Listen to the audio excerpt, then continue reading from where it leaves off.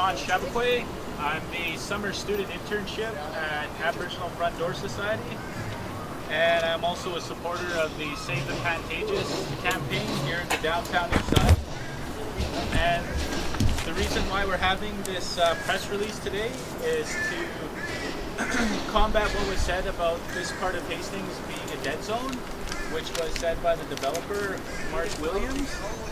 And we're here to say that this is not a dead zone. This is one of the most vibrant communities in the city. We're also here to promote 100% social housing at this site, because condos will displace residents in the community, and that's based on what happened at the Woodward site just a few blocks down. Condos were built in that area, and the hotels in that area, the rent prices were raised. And it also caused a lot of people to have to move out of the area, and I believe one or two of the hotels were shut down.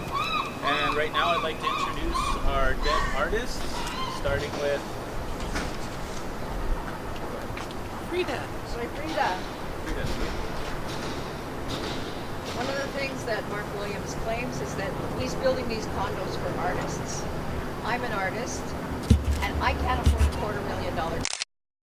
He also claims that this is a dead zone, that no one will be displaced because there is no life down here.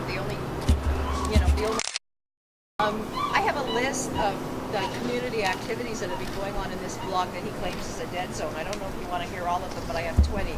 The Carnegie Community Center, the Safe Injection Site, the Contact Center, the Downtown Eastside Women's Center, Co-op Radio, the Recycling Depot, Four Corners Community Bank, Downtown Eastside Residents Association, Downtown Eastside Center for the Arts at Interurban Gallery, Megaphone Magazine, the Aboriginal Front Door, the Listening Post, the grocery store run by the Downtown Health Clinic, Bandu, the Street Church, the All Nations Cultural Circle Society, Oppenheimer Park Ladies, the Dodson Hotel Society, the Blue Eagle. Do you remember the Blue Eagle? Beautiful restaurant. The reason why it's not here anymore is because Marc bought the site. And lots of stores and restaurants that cater to low-income people, where you can buy something to eat for $1.50 or less. This is the community that we have. This community has more artists per capita density than any other area in BC. And in Canada, we are the second, according to Census Canada. The first is downtown Montreal, and the downtown east side is the second in terms of density for low income, well, not low income, but we are low income, but for artists per capita in the demographics. You don't need to bring people, you don't need to bring artists in and fill up condos with them. We're full of artists. Where's Salvador? Salvador! Mi compañero! La lucha continua.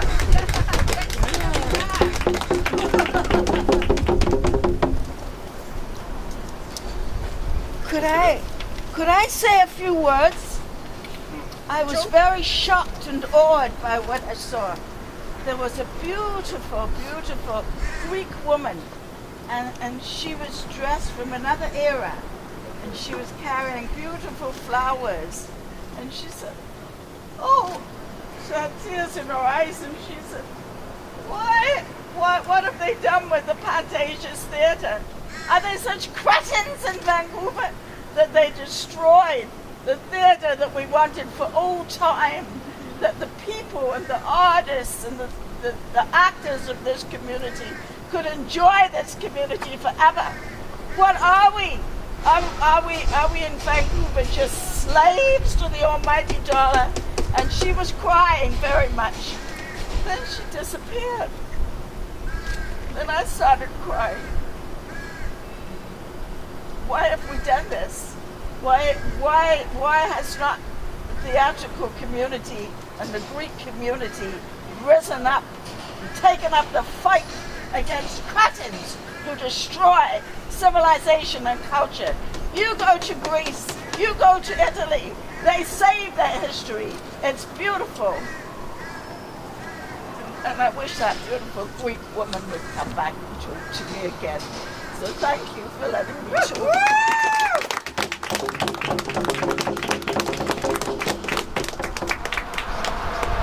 This condo development is being marketed as a catalyst for change in the neighborhood.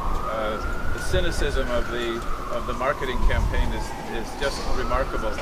A catalyst for change the phrase contains a hidden message, of course, that something can be done about the social problems in this neighborhood by virtue of building condos, and then further by buying condos. And I don't think there's anything any more surreal than the idea that by buying a condo at Main and Hastings, you will be able to have any effect whatsoever, other than negative, on the social problems of this neighborhood. Properties have no interest in artistic activities, no interest in the low-income community.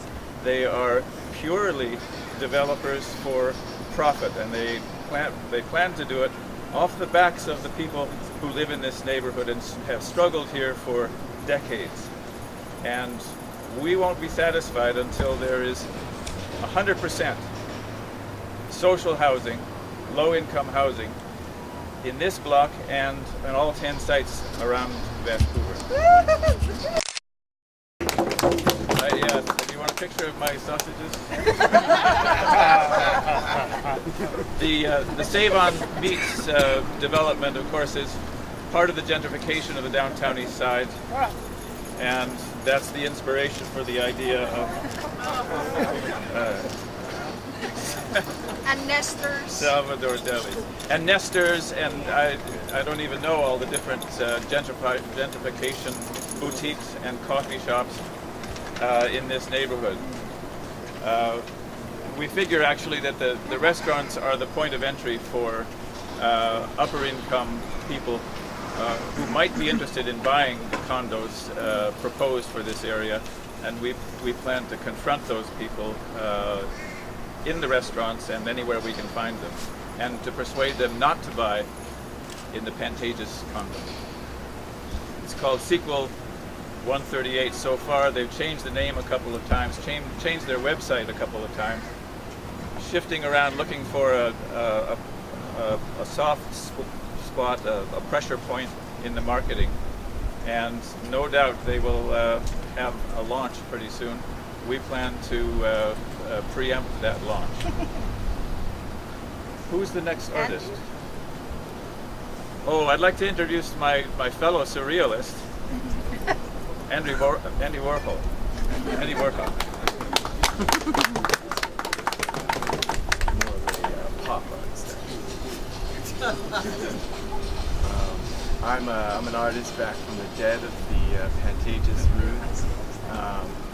I'm Andy Warhol, and there's no way I would have been able to afford a $250,000 condo before I made it big. And let me tell you, in Vancouver, there's not more than 4 or 5 or 10 artists who have made it big. So are they marketing these condos to the 10 artists who have made it big in Vancouver? They already have their places to live. But around here, we got hundreds of artists who live in this community. They're not going to be able to afford these condos. So to say that this is for artists is to unleash a marketing scheme that's not going to do anything but bring in people to the community who aren't from here. And why that matters is because it's about property values. There's affordable housing in this area, and if you bring in a high-end luxury development, you're going to change the structure of the property market. It's not more confusing or complicated than that. You change the structure of the property market, you change property values, and you immediately cause affordable and low-income housing to disappear. It's simply. It's the same thing that happened across the street from Woodward's. When you bring in a high-end, high-value development, what happens across the street is landlords, owners cash in on increasing property values, shut down their buildings, upgrade their buildings, evict people for renovations, evictions, all these things. So the scraps that they want to put in here that are affordable are just that. They're scraps, they're gestures, they're tokens to make us accept a long-term attempt to gentrify this block, but it's not going to happen because the people who are artists who are already here are already organizing against it, and low-income communities organizing against it. So Pantages is not a project that's going to go through at the level of the Development Permit Board, and we're going to keep organizing, and voila.